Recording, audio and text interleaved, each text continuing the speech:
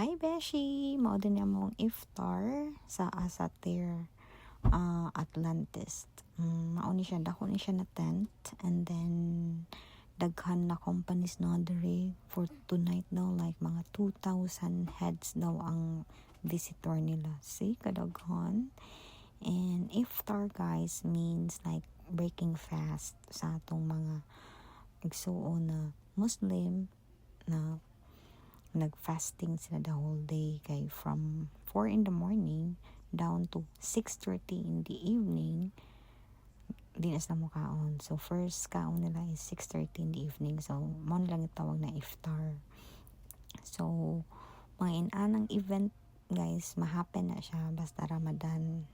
Kapag Ramadan diha sila mag-fast and magsalo-salo sila ikagabi. So since naamin diri mauna nagapil-apil na sad mi, pero dili mi fasting guys, magkaon mi. Sila di dyan sila magkaon guys, bisag water dili pwede, bisag mulad og laway di na pwede sa ila. Mauna ilang believe, so what tayo mabuhat, diba?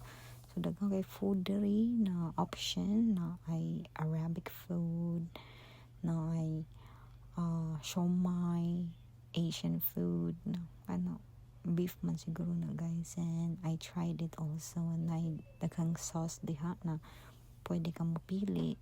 The na section is like Arabic sweets, and kana siya guys, lamb sa na siya, na wala ko kabaon sa name niya.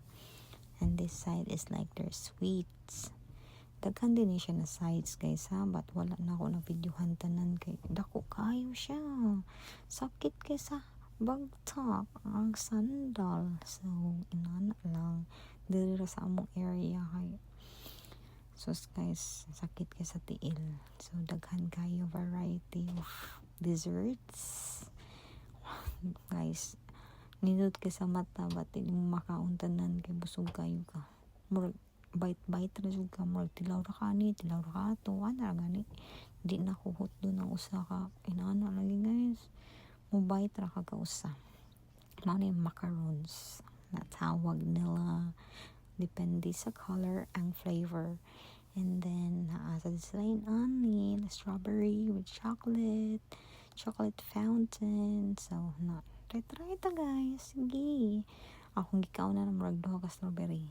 Sorry sa usa, wala ko nakaon kay lagi ibog ra sa nikuha tag macarons. Akong nakuha kay strawberry o chocolate, but wala mahurot guys.